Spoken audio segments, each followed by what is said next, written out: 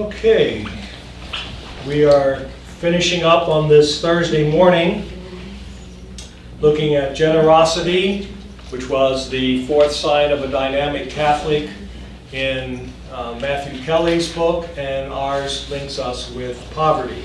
So we're going to be looking at what Father Alberione shares on poverty.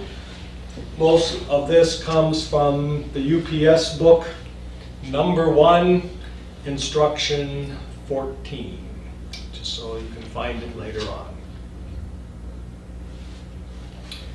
Father Alberione tells us poverty is the greatest wealth. Every little renunciation in pleasure, clothing, living conditions is a great conquest for heaven. So we look at renunciation in pleasure, renunciation in our clothing, in our living conditions. Again, we strive to live a simple lifestyle. All of this then allows us to focus on the importance of what Jesus is providing for us. And some of you have read about Pauline poverty, know that it has 5 functions. And I know you all know that, but I will not ask you to name the 5 because I'm not sure I could either. The first one is renounces.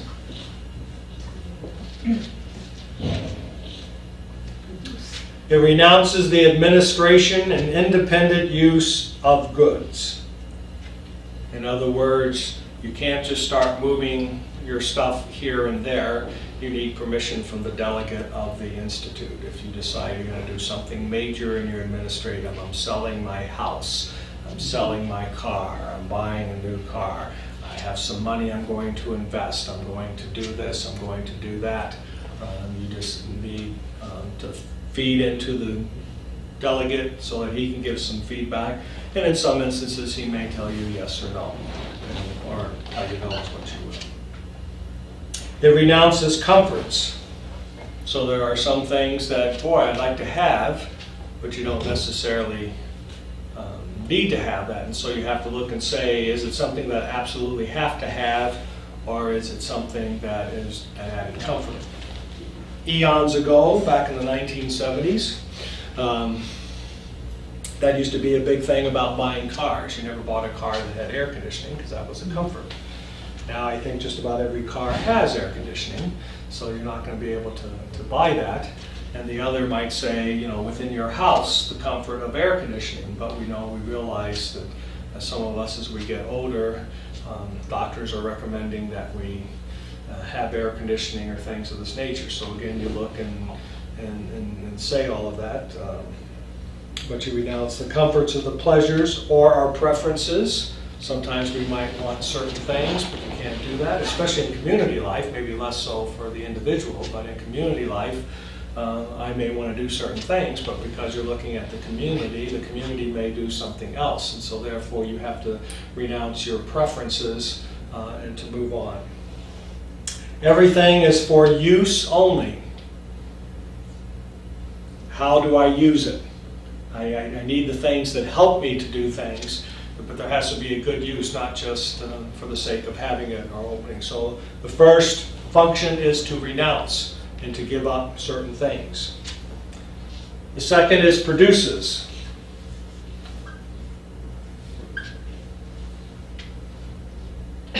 It produces by diligent work. So in other words, while we are giving up things, foregoing things, having a simple life, we do have to provide. So we need to take care of our needs. And we do that through the diligent work, the ministries, whatever we are doing. In a community life, but in particular also for a single life, it must produce enough for undertakings and personnel. We're always told that as a Pauline in our ministry, we have to provide for 3 people. And that's becoming more and more in this province, as we have more and more of our members who are unable to do things. But they still need to be fed, they still need to go to doctor and health care, they still need to have housing, they still need many needs, but they are not producing within the apostolate helping us. So it's those of us in the apostolate have to continue doing that. So when you're producing, you have to produce enough for you to live on. So again, it doesn't have to be lots of money. Again, you're living a simple life, but you need to provide through your work the things that you're doing for all the things that are necessary for yourself. And again, that's where it's not a strict vow of poverty, or less strict than what a community has, because the community takes care of all our needs. And then of course we have to strive within the community to see what is important and what is not important. The third is conserves.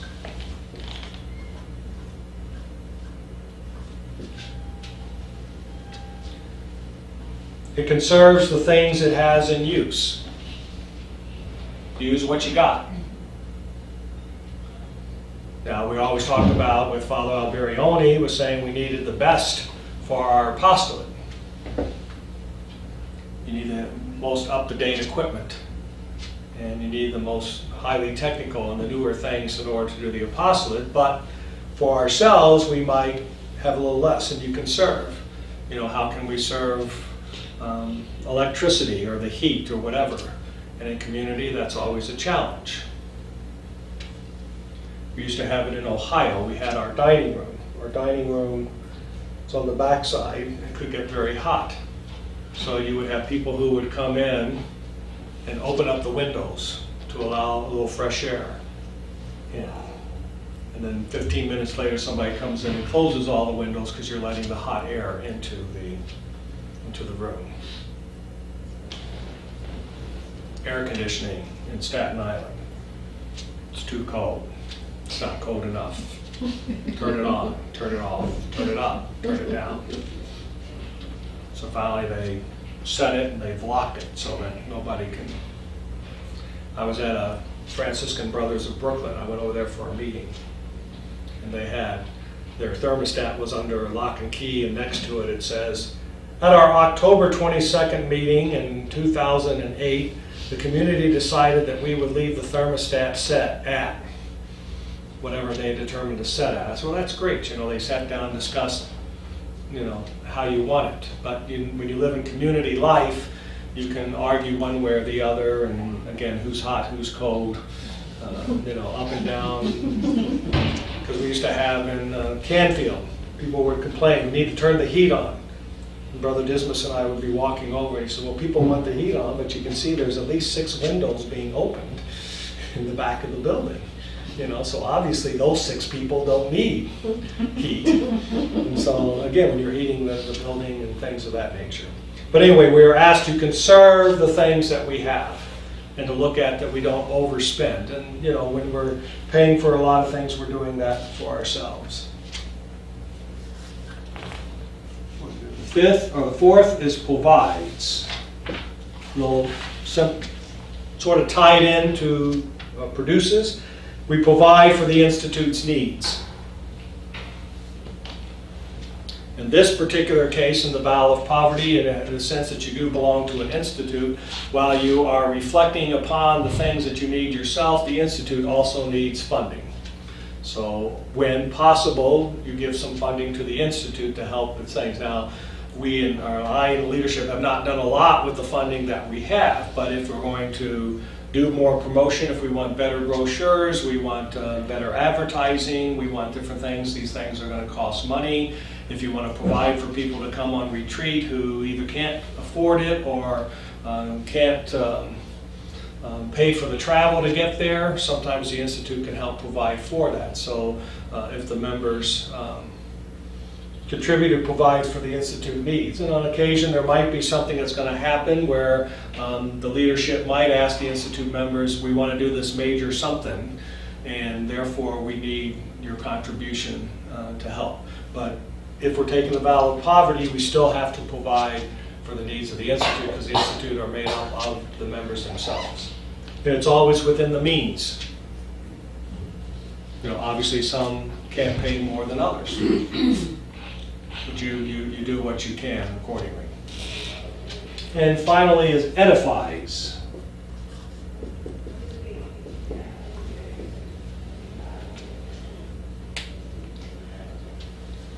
It edifies, countering the tendency to greed. We don't want to hoard, we don't want to hold on to everything, but it edifies all the other things that we are doing in our life. the generosity that we may have, the sense of who we are, the witness that we are giving. One of our guys in formation, who is no longer with us because I'm not sure he understood all the various vows. And, you know, the vow of poverty is, you know, well, I don't spend money that I on frivolous things or something, was like the extent of his whole concept.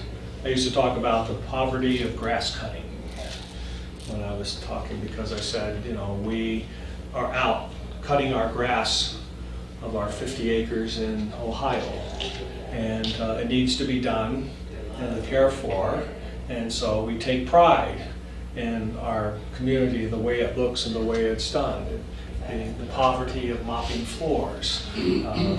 It's that whole sense of contributing and helping and doing the things that we are doing. So it helps, edifies, lifts up, take pride in the things that we are doing. We've lost a little sense of that ourselves sometimes in our communities, because we have other people that do the cleaning and all the things for us, and so we sort of lost that sense, whereas years ago we all had a place to work, a place to clean on the weekend. So Saturday morning you would clean your apostolate area. So you clean off your desk, you vacuum, clean up whatever needed to be done, and then Saturday afternoon you had a place in the house that you were designated to clean, and so it was your job to take care of that. But the key is you take pride in the things that are being done, and that helps you edify. Father Alberione says poverty as a virtue has a positive side. It is the pursuit of spiritual goods, which are eternal, the ongoing yearning for the greatest good. So while we may renounce, we may be giving up, may we live a simple life, it leads to something deeper, or it's going to deepen our spirituality. We're going to yearn for eternal life, because it's not this world that's going to sustain us, it's eternal life. So there is the greatest good, yearning for God. That's what we strive for. It is to detach the heart from the things of this world and to use everything as a springboard to reach God. Even food and rest are taken to sustain us in God's service and in the apostolate. We need times of rest. We need to eat. We need to pray. We need a time to be with the Lord. We don't want to let ourselves go and to focus on doing what the Lord has taken care of.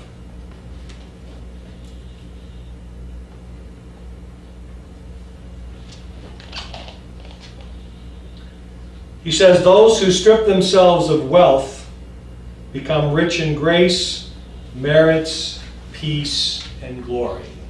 So while we may be giving away the economic funding, wealth that we may have, we get a wealth of grace, merits, peace, and glory.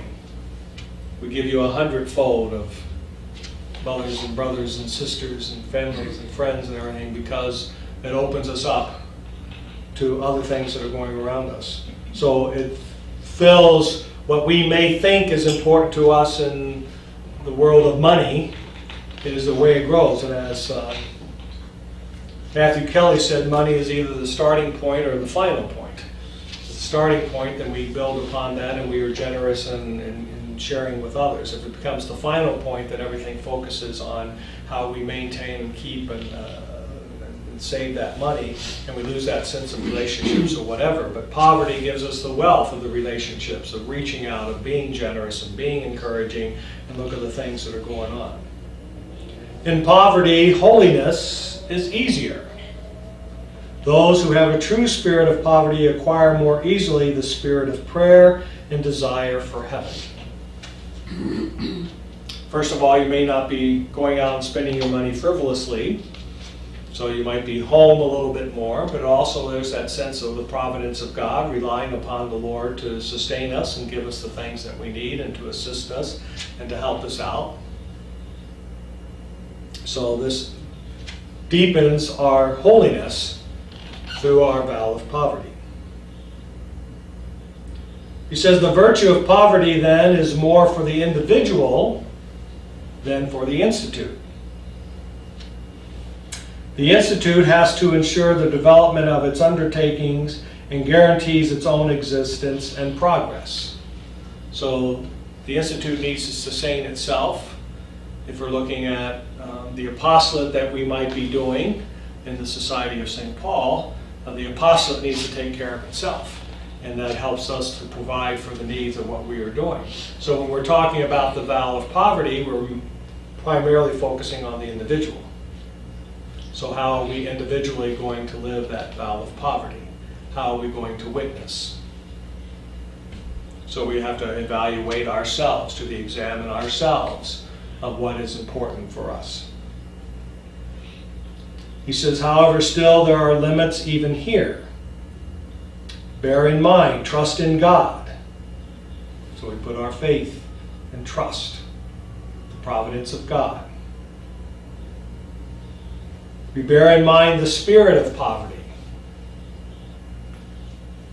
How are we living that and opening ourselves up to others around us? There is no wasting of time or food.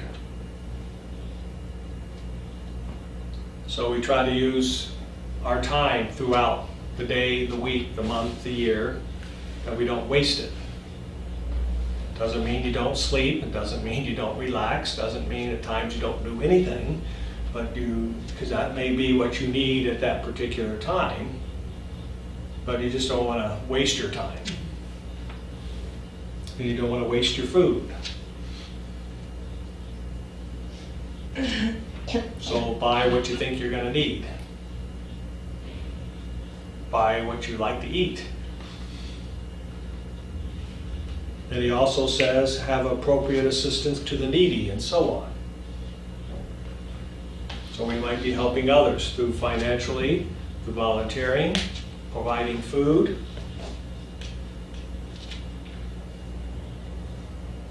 All institutes are bound to work. It is a natural law. And so we need to work, sustain for ourselves, provide an income. And again, when you're evaluating your own financial situation, are you meeting your own needs, covering the things that you need to do, so that you have that balanced budget?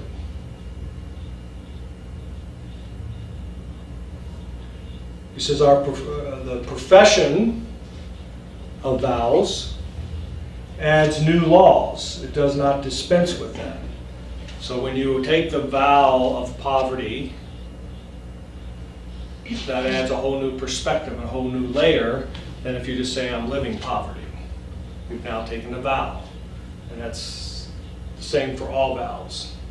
So it may add a whole new perspective, a whole new outlook, but it doesn't change that you still need to live poverty. Then he talks to us about some of the enemies of poverty.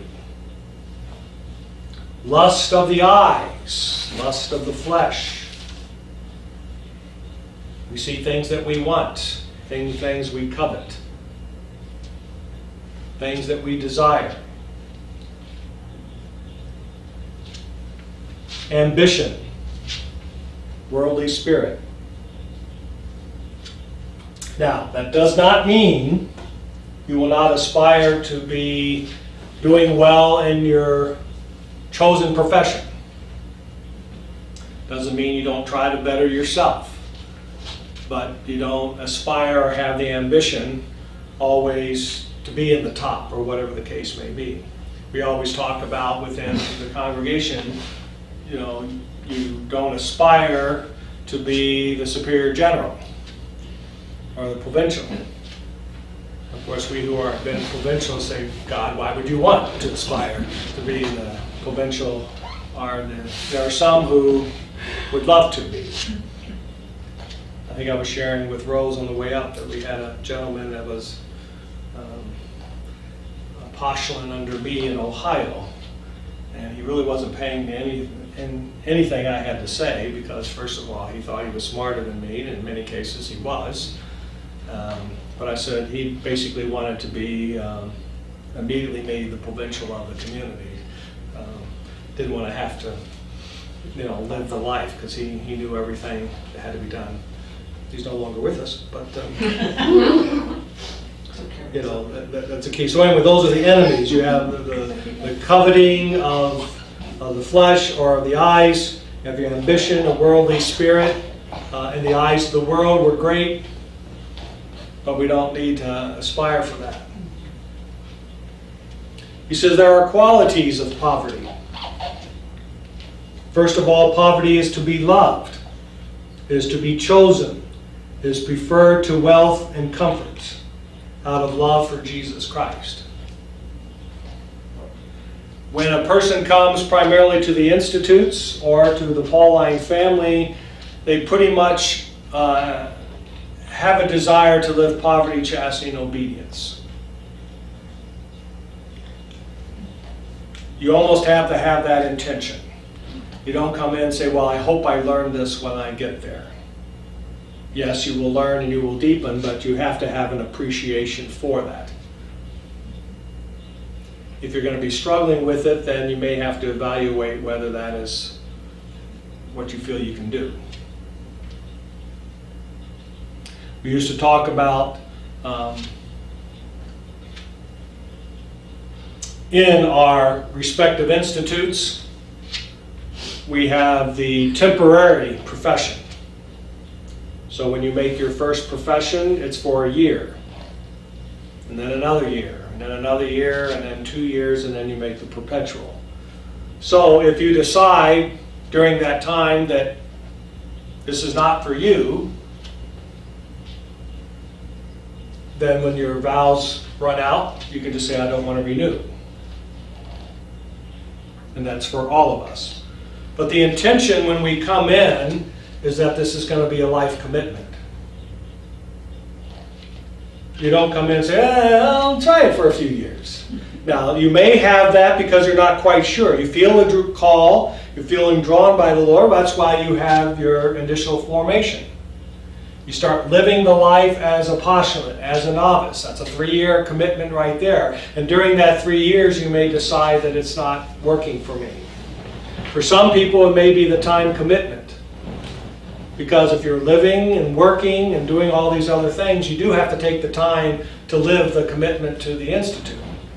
And I know some who have left and have come back because at that time there was a lot of things going on and they could not make that commitment. But once they worked through some of that stage of where they were at, when they got a little bit older, it was the perfect for them. So the key is we have to come in with the desire that we're going to make this a lifetime commitment. Now some of the Holy Family members, they joke, wow, just imagine if we just had to renew every year our vows to our spouse. After 2 or 3 years, hey, it ain't working. We just don't renew. Well, you don't do that on your wedding day, till death do us part. So people say, oh wow, you guys got it great. Yeah, but if you come in with a commitment that I'm just going to try this out, I can see both sides. You may come in and say, even when I got a job offer before I entered, I said I felt I needed to enter the Paulines, and if I discovered that it was not my calling, then I was going to be back out on the job searching. But you have to come in pretty much to say this is going to be my commitment, and you have to see yourself living that, and not just say, well, granted I can just renew every year. That doesn't mean you don't have struggles. It doesn't mean you'll have challenges. But there is the quality of poverty, or the quality of all the vows of the Institute, is to be loved, it is to be chosen, it is to live. Focusing on our love for Jesus Christ. Poverty is to be practiced in our food, in our dress, in our housing, in our furniture. So you eat what is just necessary. How are you dressed? You don't need the fanciest fashions. You don't need the latest fashions. the house that you're living in, the apartment that you're living in, where you are living. Doesn't have to be the most expensive, doesn't necessarily have to be the poorest. It's what you think you can afford and what you can live, and you strive to do that. Now, we all know the witness of Rose and Gail that for a number of years shared a house together. So there may be some instances where Institute members may be together if they are compatible and they can do it, but most of members of the Institutes do not.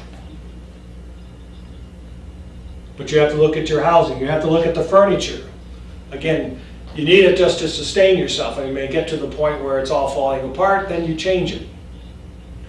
Or you have your Catholic directory holding up your couch, as I always said in Michigan. Or you pull out your Alberione blue books to hold up your chair. Did you do that? No. You know, you put your constitutions under the lamp to set it up, you know, straight maybe. That's where all the orange books went. That's where all the exactly. Yeah. Exactly. That's why when we pull out ours, you know, constitutions, it's the green book, folks. You know, understood in the gospel sense, poverty in spirit is to love the poor.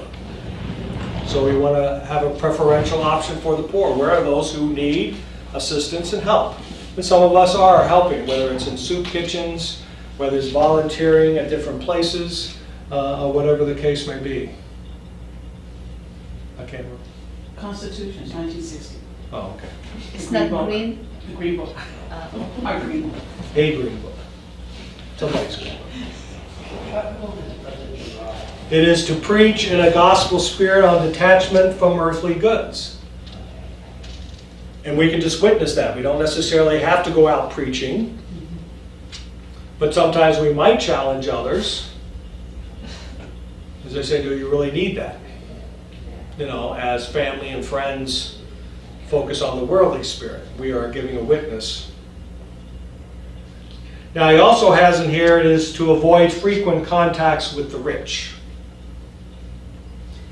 And I would think we need to clarify that in the sense that sometimes you make the connections with the rich because they are the ones that can support you and encourage you. We used to have a few benefactors who would give money to us. So there may be benefactors who give to the Institute. So in essence, you don't always necessarily deem not to have contact with them, but it doesn't mean on a regular basis we're going out to the fancy dinners and the dances and the gatherings with the rich all the time. We're going to be witnessing to our sense of poverty.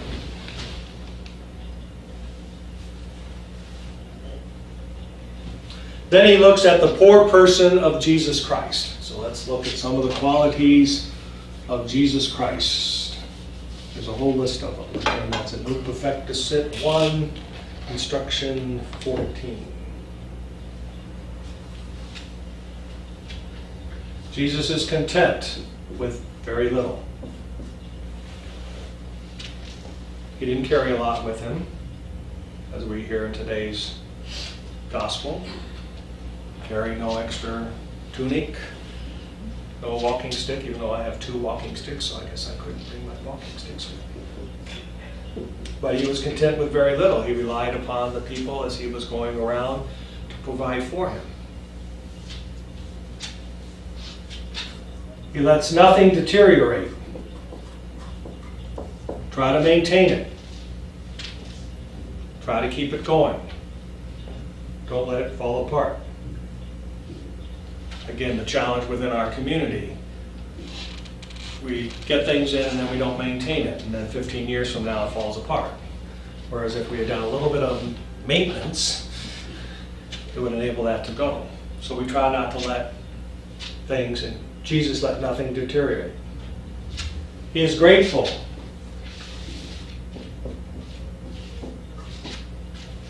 He is grateful for everything.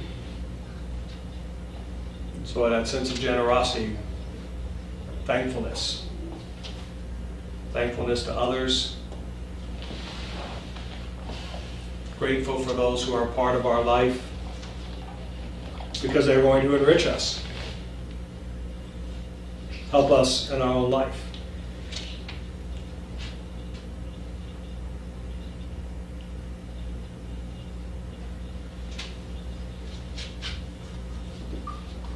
put down as more merits because of the way it's phrasing.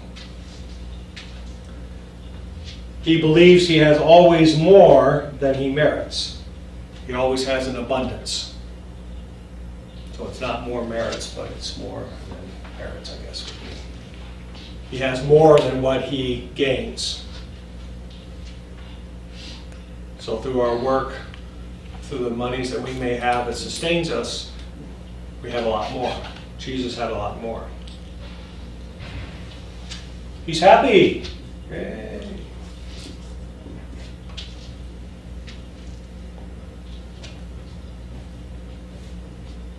He is happy with the courtesy shown him.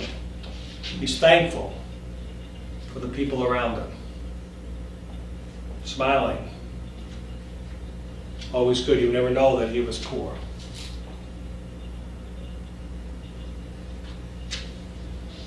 He bemoans nothing. Oh, poor me.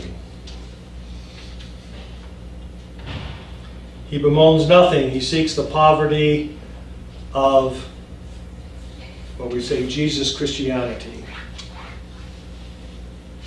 Sees the goodness in others. We can build upon it. We can learn from it. We may have falters, failures, but we can work through that.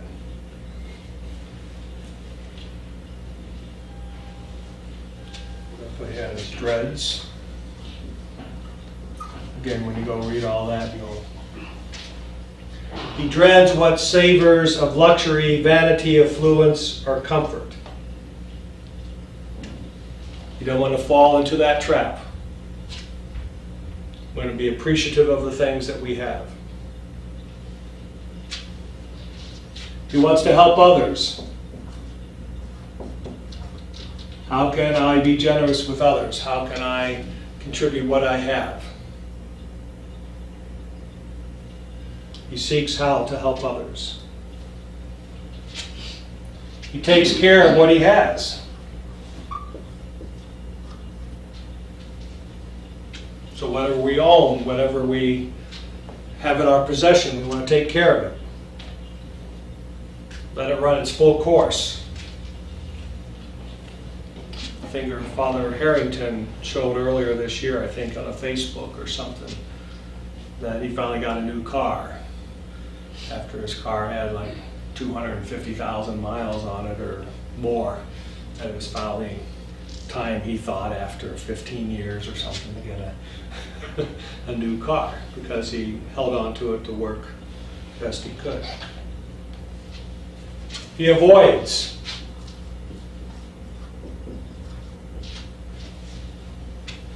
He avoids waste and lavishness. Be prudent.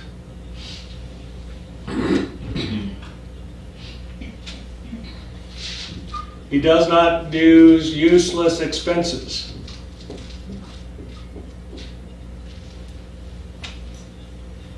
He does not make useless expenses for clothes, housing, food, or adornments. Do we really need it? Yes. I need all those books that I have on my shelf. It's my downfall.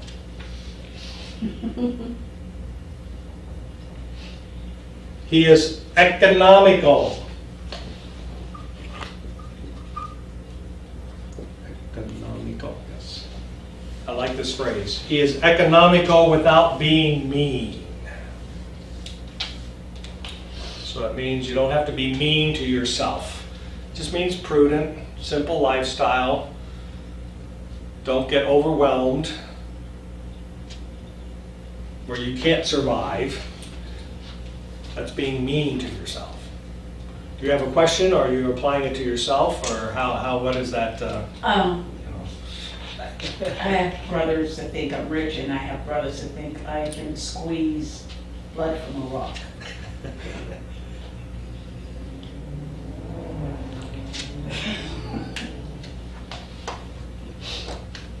And finally, the spirit of poverty supposes a number of things. It supposes the practice of justice, even in small things. You want to be fair, you want to be just in the decision that you're making. So the spirit of poverty will assume that you have that justice in your life, even in very small things. It supposes the conviction that the goods of this world are for man's natural and eternal life. So what we use the goods of this world to move us on our journey towards eternal life. It helps provide for us, it helps provide the needs, but we don't need to be overwhelmed with it. We can use the resources that the earth gives us, the world gives us, in order to assist and help others. The spirit of poverty supposes good health. Take care of your health. Don't let it go to pot, so to speak. So see a doctor.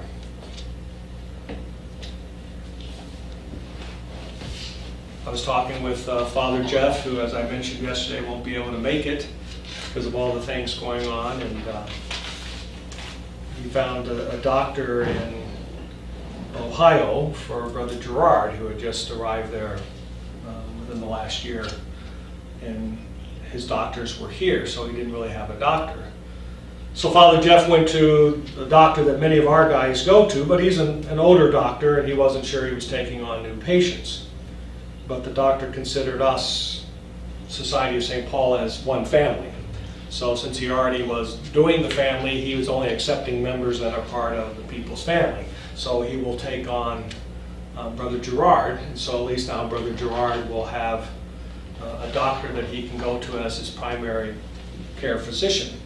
And so Father Jeff went to Brother Al and says, would you like to have Dr. So-and-so as well as your doctor? And Brother Al says, well, what do I need a doctor for? Okay, so he's not going to have it, but at some point, because he's 89 years old, and somewhere along the line, he's going to need a doctor, and he's not going to have one lined up.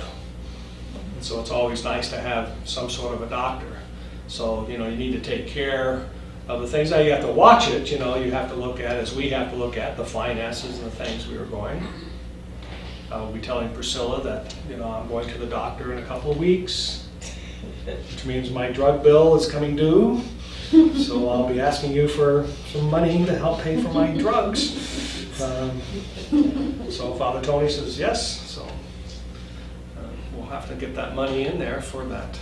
But it's the necessity of doing that, and we've had a number of our guys who never went to doctors. We go see Brother Robert on Friday. Brother Robert never went to a doctor in his life. He was walking down, fell on the sidewalk, fractured his wrist. After that, he became very nervous about walking. So it affected the mind that, he's walking like this, or as they were saying, he was actually walking on his heels because he was afraid he was going to fall. And then, of course, that created more falls. So he ended up in the hospital. They took care of whatever needs that he was there, and then he went to a nursing home and had a major stroke.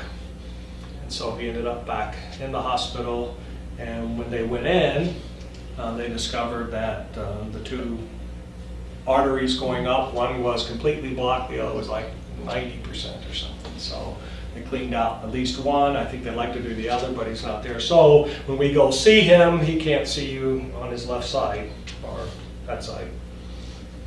And I was joking because Brother Frank and I were here to go see Brother Robert when we had our meeting in May, and we were standing there talking, and Brother Al was there and somebody else was there, and he was conversing with Brother Al, and Brother Frank and I were saying things, and we didn't realize that the reason he wasn't responding is because he couldn't see us, because we were on his bad side. If we were on the other side, so when we go, we have to make sure that we take turns being on his good side. The only problem with the good side, it's also the side next to the bed of his roommate. So you sort of feel like you're moving in there.